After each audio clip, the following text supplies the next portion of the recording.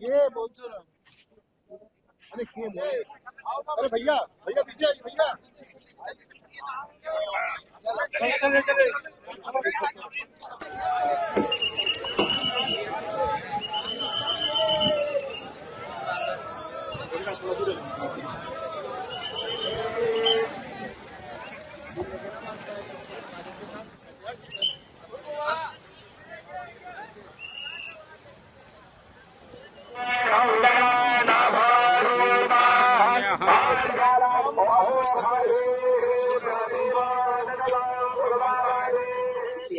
महाराज जी महाराज जी किसी अपरिचित के भरोसे स्नान न करें। धाम की प्रयागराज धाम की प्रयागराज धाम की प्रयागराज धाम की हर हर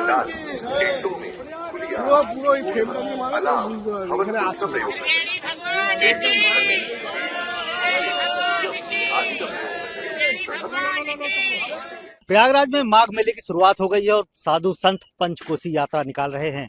हमारे साथ अखिल भारतीय अखाड़ा परिषद के जो अध्यक्ष हैं, इनसे हम जानेंगे कि महाराज जी ये जो यात्रा है वजह क्या है निकालने? बहुत बहुत आशीर्वाद साधुवाद, ये वजह नहीं है। देखिए, ये ऋषि मुनियों की भूमि है, संतों की भूमि है, और सबसे बड़ी बात है यहाँ गंगा यमुना सरस्वती का मिलन है। ये कोई बैकुंठ से कम नहीं है। यहाँ सर्वप्रथम ब्रह्मा जी, जो प्रजापति ब्रह्मा जी है, उन्होंने यज्ञ किया था। उसके पश्चात आपने देखा होगा भगवान शंकर, भगवान विष्णु सभी के मठ मंदिर आपको यहाँ दिखाई देंगे। जो परिक्रमा मार्ग है, जब आप इसमें जाएंगे, जितने भी देवी देवता है सभी के मंदिर आपको दिखाई देंगे। तो आज हमारा पूजन हुआ है, जिसमें हमारी जो मैडम कमिश्नर भी उपस्थित थी, मेल अधिकारी भी उपस्थित थे, डीआईजी साहब भी थे, सभी थे और सभी ने पूजन किया है। और हम यही चाहेंगे कि हमारा जो माघ का मेला है बहुत संपन्न हो जाए। और हमारा प्रयास है कि इस बार का जो हमारा आने वाला जो उत्तराखंड का कुंभ है, दिव्य और भव्य हो। जैसे यहाँ कुंभ हुआ था वैसा ही कुंभ हमारा उत्तराखंड में हो। जो भी श्रद्धालु यहाँ आए उनको भी आप वहाँ निमंत्रण दे रहे हैं? बिल्कुल, हमने ये कहा है। देखिए, 2027 में हरिद्वार में कुंभ है, आओ हरिद्वार में कुंभ करें। जो भी जाने अनजाने में हमसे पाप हुए है उसका प्रायश्चित हो जाएगा। पहले माघ मास है, माघ महीने में यहाँ आइए, अपने पापों का प्रायश्चित कीजिए। उसके पश्चात आप हरिद्वार में आए, वहाँ भी कुंभ है। नासिक में चले, वहाँ भी कुंभ है। उज्जैन में चले, वहाँ भी कुंभ है। पूरे कुंभ भी कुंभ है। और सभी युवाओं से अपील है, आइए हम सब कुंभ मनाए। महाराज जी, यहाँ जो पंचकोसी यात्रा है, तो जहाँ 5 कोस में जो भी मंदिर मठ है, आपने देखा होगा 5 कोस हमारे जो है, रोज हमें 1 कोस चलना पड़ता है। 5 दिन में हमारी यात्रा संपन्न हो जाती है। और आपने देखा होगा, कभी भी आपने कभी दुर्वासा का मंदिर नहीं देखा होगा, वो मंदिर भी यहाँ मिलेगा। जितने भी हमारी देवी देवता है सभी के मंदिर आपको प्रयागराज में मिलेंगे। नागवासुकी का मंदिर मिलेगा, भारद्वाज का मंदिर मिलेगा। खाए वो ऋषि हो, मुनि हो, देवी देवता हो, सभी का वास जो है प्रयागराज में है। महाराज जी, पंचकोसी यात्रा में आप भी आए हैं, तो यहाँ पर जो यात्राएं शुरू होंगी, तो इस जो पूरे माघ मेले को मिनी कुंभ की तर्ज पर देखा जा रहा है, क्या कहेंगे? कुंभ अगर देखा जाए तो जैसे नासिक का कुंभ है, उससे प्रतिवर्ष का जो यहाँ का माघ मेला है कुंभ जैसा ही है। कुंभ जैसे व्यवस्थाएं हैं और वैसे पब्लिक भीड़ आती है और सदा होता रहा है। ये सतयुग से हर युगों में, जब से गंगा यहाँ मृतलोक में आई, तब से माघ और कुंभ, अर्ध कुंभ, महाकुंभ ये प्रयागराज में होते आए हैं। आज भी हो रहे हैं, भविष्य में भी होते रहेंगे। महाराज जी, ये जो पंचकोसी यात्रा है, इसका मकसद क्या होता है? पंचकोसी यात्रा का मतलब होता है धर्म के प्रति, देवताओं के मंदिरों का जो एक ऊर्जा का केंद्र है। जैसे पावर हाउस होते हैं बिजली के, वहाँ से डिस्ट्रीब्यूट होता है पावर, तो आस्था श्रद्धा के केंद्र मंदिर रहे, उससे एक अच्छे ऊर्जा का केंद्र है। जैसी जिसकी शक्ति समर्थ, वैसे ऊर्जा लेकर लोक कल्याण, जन कल्याण, मानव कल्याण के लिए और नकारात्मकता का समापन होकर सात्विकता का उदय होता है। तामसी प्रवृत्तियों का उन्मूलन होता है। सात्विक प्रवृत्तियां प्रबल प्रखर होंगी। सात्विकता आएगी तो समाज में शांति होगा, सद्भाव होगा, एकता होगा। पंचकोसी से लोगों की एक तरह से धर्म के प्रति, राष्ट्र के प्रति जागरूकता आएगी और एकता भी आएगी। बिल्कुल, आप भी आई हैं इस माघ मेले में, क्या कहेंगे इस पंचकोसी यात्रा को लेकर? मैं शैलजा देवी, I hold the International Yoga Meditation Institute in Rishikesh and Junagadh. ये एक ऊर्जा का वॉल्केनो है, गंगा माँ का तट और माँ की जो शक्तियाँ हैं, कहा जाता है कि 100 कोस तक अगर स्नान भी कोई न करे तो भी पवित्र है और उसमें अस्थि भी पधरा दिया जाए तो भी स्वर्ग की प्राप्ति होती है। तो 1 महीना 2 दिन 3 दिन जो भी यहाँ तप जप प्रभु का स्मरण माँ का स्मरण करता है वो पूरी पॉजिटिव एनर्जी से इतना भर जाता है कि पूरे साल उसके हर काम धर्म अर्थ काम ऊर्जावान रहता है। प्राप्ति होती है and they achieve each and every success of life by meditation and job and by receiving the divine energy. धन्यवाद। तो यहाँ पर पंचकोशी यात्रा साधु संत निकाल रहे हैं और जो भी 5 कोस में मठ मंदिर होंगे वहां जाएंगे, दर्शन करेंगे और इसके बाद ये 5 दिन की जो पंचकोशी यात्रा है वो समाप्त होगी। Pankaj Srivastava, Prayagraj, good news today.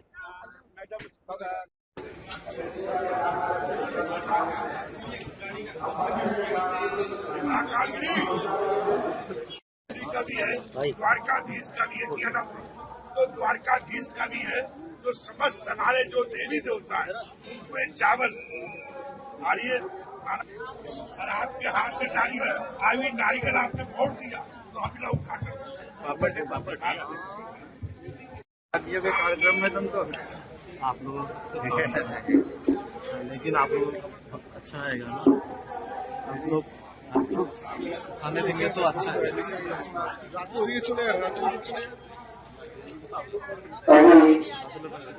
हमारी मंडलायुक्त संतों का स्वागत सम्मान कर रही है। याद नहीं रहा है, आपका फोन आ रहा है ना। परिक्रमा यात्रा अपने संगम भोजन के पश्चात प्रस्थान करेगी। सभी संतों का स्वागत सम्मान अभी हो रहा है।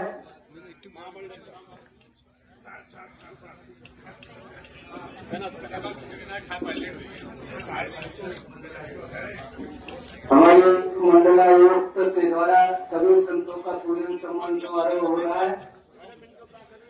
इसके उपरांत प्राणों को आधार लेते हुए श्री का आधार लेकर यहाँ तोड़कर और गंगा का 1600 प्रचार के पूजन के साथ यात्रा प्रारंभ होती है, जहाँ 12 माधव, सोमेश्वर, हनुमान जी, भरद्वाज और इधर पडरा, दुर्वासा विभिन्न और उधर श्रीवेदपुर में सिंगी ऋषि का जो केंद्र था, मन बुद्धि चित्त अहंकार का बहिष्कार होकर सात्विकता का उदय होता है। जहाँ कट्टा वैमनस्यता, जहाँ क्राइम और ग्राइम की दुनिया के रत्नाकर जब यहाँ आता है, किंचित भीता गंगा जल लो कलिका पीता, किसके कण पीने मात्र से रत्नाकर के जन्म जन्मांतर कल्प कल्पांतर युगांतरों की अविद्या का उन्मूलन होता है और उन्होंने भगवान राम के चरितम रघुनाथ से सत्यकोटि होता है। दक्षा मतलब माघ मकरण विगति जब हुई, तीरथ पति ही आए सब कोई, मध्य ही सकल त्रिवेणी, यहाँ शुक्राचार्य भी, बृहस्पति भी, देवता, दानव, किन्नर, यक्ष, कोई ऐसा ब्रह्मगज में गंगा के तट पर बैठकर उसका समाधान कर देते थे। भगवान विश्वेश्वर, जगतजननी, ब्रह्मा, आदिशक्ति, राजराजेश्वरी, त्रिपुर सुंदरी, राष्ट्रपति और उनको कब्जा बंदी बनाया। इसको रोका जाए, दुनिया में शांति हो, सद्भाव हो, विश्व का अराजकता, अशांति, युद्ध का माहौल खत्म हो, क्योंकि सनातन का चिंतन एक देश प्रसूत से सकाशा तक स्वम स्वम चरित्रम शिक्षेरन पृथ्व्याम सर्वमानवा।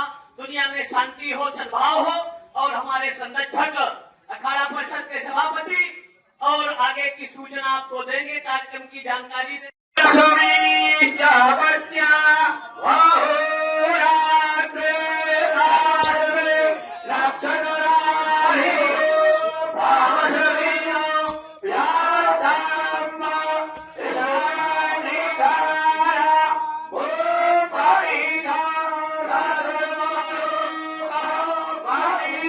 पंचकोशी यात्रा जो निकलने क्या मकसद होता है?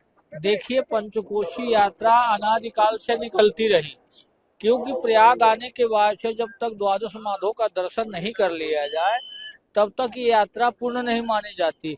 और ऐसे भी कल्पवासी करते थे कि कल्पवासी आ करके 3 दिन पहले एकादशी को आया करते थे और एकादशी द्वादशी से लेकर के पूर्णिमा तक का यात्रा करते थे, फिर कल्पवास किया करते थे। वो परंपराएं अनैतिक सरकारें आने के बाद से टूट गई, जो आज अखाड़ा परिषद और अखिल भारतीय दंडी सन्यासी परिषद मिलकर के प्रारंभ किया है। जूना अखाड़ा का विशेष महत्ता है कि जूना अखाड़े ने प्रारंभ किया है, इसलिए द्वादश माधव का यात्रा अक्षय वट का दर्शन करने के बाद से हनुमान जी का दर्शन, हनुमान जी के बाद से सीधा सोमेश्वर होते हुए यात्रा ये जाती है। तो एक एक दिन में 5-5 स्थानों का 2-2 स्थानों का यात्रा होता है, जितने भी दूरी है। इसलिए इस यात्रा करने के बाद से किसी भी व्यक्ति, जो भी व्यक्ति द्वादश माधव का यात्रा करता है, उसका दोबारा जन्म नहीं होता, वो मुक्ति को प्राप्त करता है। अगर संसार में किसी कारण जन्म भी हुआ तो दरिद्री नहीं होता।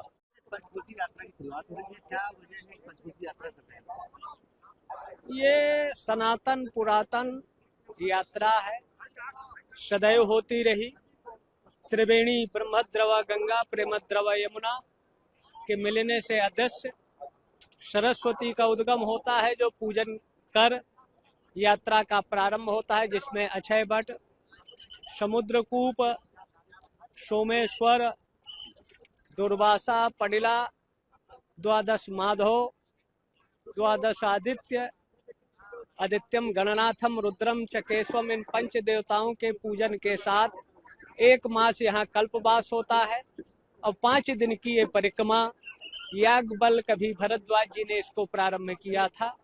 बीच में लगभग 200-500 साल विधर्मी यवनों के काल में यात्रा प्रतिबंधित रही, लेकिन पुनः पंचदशनाम जूना अखाड़ा के प्यास हरिगिरी संरक्षक जी के मार्गदर्शन पे यात्रा ये पुनः प्रारंभ है, जो समाज में सद्भाव, एकता और शांति का आधार है। यात्रा प्राणः पंचवटी, जो पंच तत्व है उसको संतुलन, नियंत्रण, प्रकृति में वैमनस्यता, कटुता, नफरत दूर करने का आधार ये यात्रा है। और यात्रा से एकता, अखंडता और लोगों का हृदय परिवर्तन होता है, सात्विकता का निर्माण होता है, इसलिए यात्रा ये प्रारंभ हो रही है। यात्रा प्राचीन काल से है और इधर नागवासुकी हैं, पडिला है, ऐसे देवताओं का दर्शन पूजन कर देवताओं के धर्म स्थलों का जो एक अक्षय ऊर्जा का केंद्र है, दर्शनार्थी या पूजन करने वालों का उनके हृदय की अज्ञानता, विद्या का उन्मूलन होता है, सहसा ज्ञान की प्राप्ति होती है। ज्ञानम लब्ध्वा पराम साधि।